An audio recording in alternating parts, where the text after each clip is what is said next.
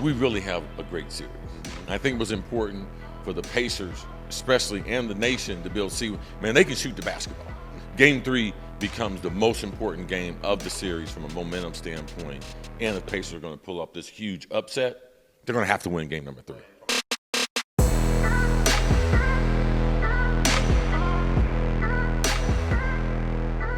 Hey, so I want to start talking about, before we even get to the NBA and OKC even the season up, Tom Thibodeau got fired by the Knicks. Mm-hmm. And well, first of all, what is your input on or your opinion on Thibodeau being fired by the Knicks after that season? Well, for one, Tibbs he's set in his ways, how he's going to do things, and when you could start to see systematically, even with the success that they had long term, Eastern Conference Finals, great result for them, but they feel like, especially, and I know it had to come down to the Pacers. Rick Carlisle out-coached him with the matchups, how they defend them, how they attack the poor defenders for the Knicks, and players criticizing during the season, short rotation. Like, this was a great opportunity for him to steal and be in the finals. And I think he's so rigid in the lack of change, and they threw all their draft capital to put this team on the court that beat Boston. And I think his lack of flexibility caused management there, because management's done a good job getting those players together, getting everything turned around there. Like, they are a legitimate title contender, but they can't stay pat at that. They still need another scorer, and they probably felt like if we can get someone besides Tibbs, now's the time to do it. So they said the players criticized the minutes, the management of the rotation, as you talked about. I'm going to read this. Who was supposed to play in this team? So you got Hart, Bridges, you got, you got OG, you got Brunson, you got Cat. I get it. Then you got McBride. But like after those 5, you got Miles McBride, Precious, Achua, P.J. Tucker. He ain't playing P.J. Tucker. Mitchell Robinson, Deion Wright, Landry Shamet. He played a little bit. Yeah. Payne, Sims. I can go on and on. Matt Ryan, I don't know if that's the old Falcons quarterback, came out of retirement. Like, who was supposed to play? I think Landry and Deion, those two /guard wing guys, because typically they're good defenders and they can shoot the basketball. But Tibbs has been this way as far as keeping this rotation. I think now with the NBA, with the up and down pace and with the three-pointer, like you have to. And you could see when those guys got a couple chances, I think it was game 3 that they changed up the rotation and gave them some minutes. It gave the team a boost and got them back into the series those next 2 games. But Tibbs always wears his welcome out, no matter where he's been. He's get good results, not great ones. But because he's that stubborn, you're saying? He's that set in his ways? Yes, and he's going to play a certain way, and it wears the players out. Every year, his players complain about overall minutes. And definitely when you get guys like Brunson, who's not a complainer, Mikal Bridges, who is the NBA's Iron Man, he doesn't miss a game. He plays can play every minute. He runs like a – and when you have people like that are starting to – and I believe there was enough other things for Knicks management to say, something, we're going to move on and keep this roster, keep building it. So who are they going to get? Who's going to coach the Knicks now? It's slim pickings in the NBA. That's what I'm saying. Who are you going to get? Not unless you're going to be careful what you ask for. You hear the conversation about Jason Kidd. I'm very, very surprised. I'd be very surprised if Jason Kidd. Why would he leave Dallas? With Cooper Flagg coming to Dallas, Anthony Davis, who said that was part of the reason why he thought the trade was good. He could play for Jason Kidd. Kyrie Irving's still there, right? Sure is. No, I think Dallas is a better team. It's a better city to play professionally in. And no state tax. Oh, absolutely. Why? And no state tax. Why? You don't hear all the noise. You don't really hear all the noise. And Dallas, for a long, long time, I know they've changed management somewhat, but they've been one of the best run organizations since Mark Cuban took over in that transition. It's funny because I heard Shaq say that the other day, and then Stephen A. said he didn't like what he said about small market teams. Like Shaq said, with a player max anyway, Why would you want to go? Like, who's with social media, everything you can do? Why? It's not like back in the day when y'all were playing. Right. You had to get to a big city. Like, well, it's going to help your endorsements. It's going to help, but the reach now is a lot further. The game is different.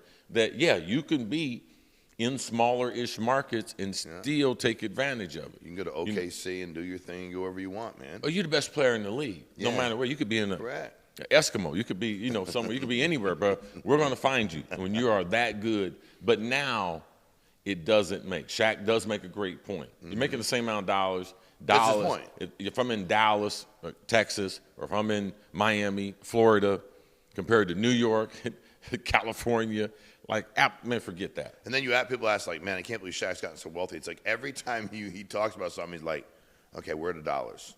How do I get paid? How do I maximize my value? What can I get out of it? Like, that's how you make money. Imagine if you just put Shaq's voice into, like, a microphone, and you didn't know it was Shaq. Yeah. Okay, that's good advice. 100%. Yeah, whether it's Shaquille O'Neal or not. Like, who is that guy? Correct. And then it's like, oh, it's Shaq, and then Shaq 10X it. That's why he is who he is. No doubt. All right, so the game, they're 1-1. Pacers pulled one out, game one, and they got smacked last night. What do you think is going to happen the rest of the series? I mean, we really have a great series. I think it was important for the Pacers, especially, and the nation to be able to see, man, they can shoot the basketball. Like, when you're shooting close to 50% from three-point range, you are going to give people problems. And we didn't realize what a quality defensive team that they were, because they've always been like, they can score a lot of points, but their defense is atrocious.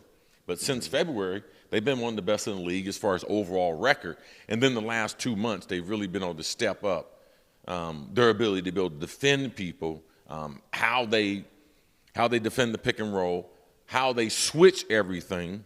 And they have been a great matchup for OKC.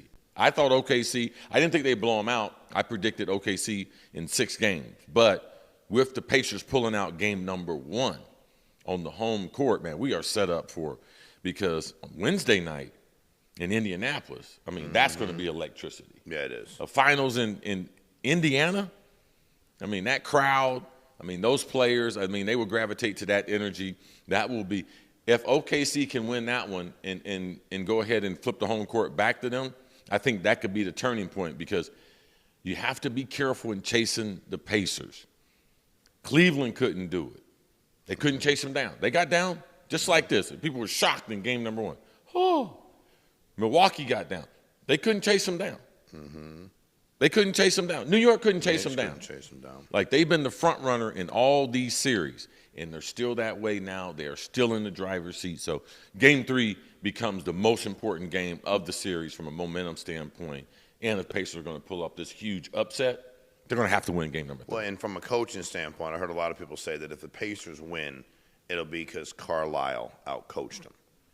See, do you think there's that big a disparity in coaches? And I don't think it's that big a disparity. I think that when you look at it, and Vegas has them as such a huge underdog, one of the intangibles and one of the things that we have seen in real time, we have seen Rick Carlisle take an undermanned team in the Dallas Mavericks and beat LeBron James, Dwayne Wade, and Chris Bosh.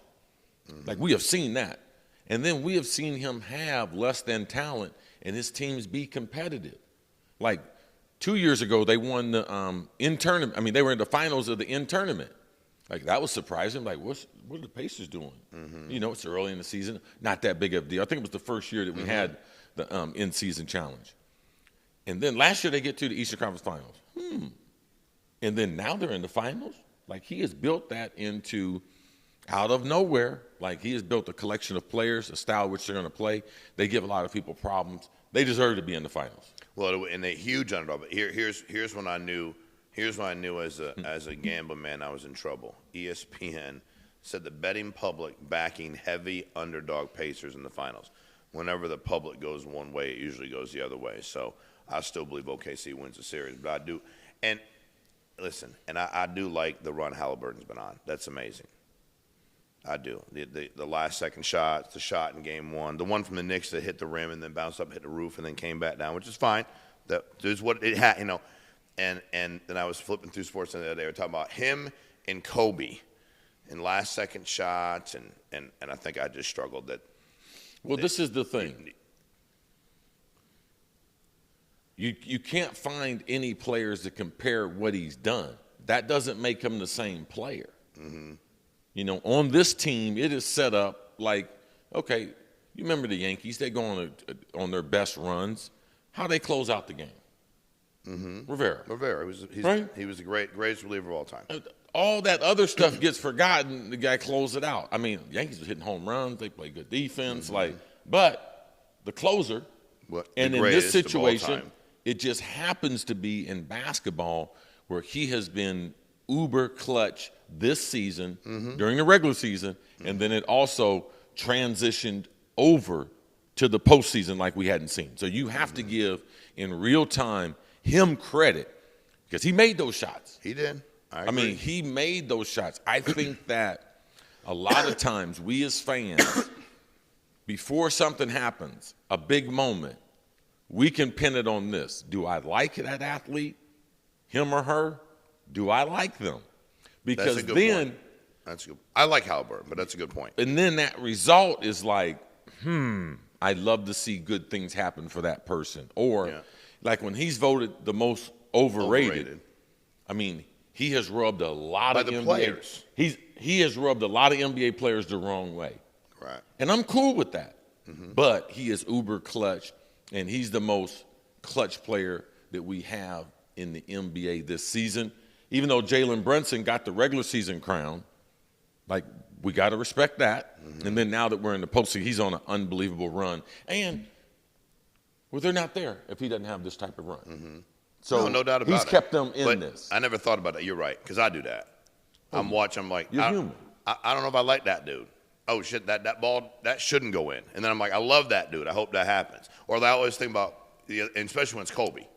But I was, after that picture, somebody put this meme up, had Kobe tearing his Achilles and stand the game, knocking on free throws, walk himself out the game, like, don't bother me. And then they flipped and showed Paul Pierce back in the day in a wheelchair, Tatum rolling around the ground. And again, never tore my Achilles, never shredded, never hurt it, so I can't tell you. But you're right. You watch it and you're like, you're pulling for, and Kobe is absolutely just a different, just Kobe.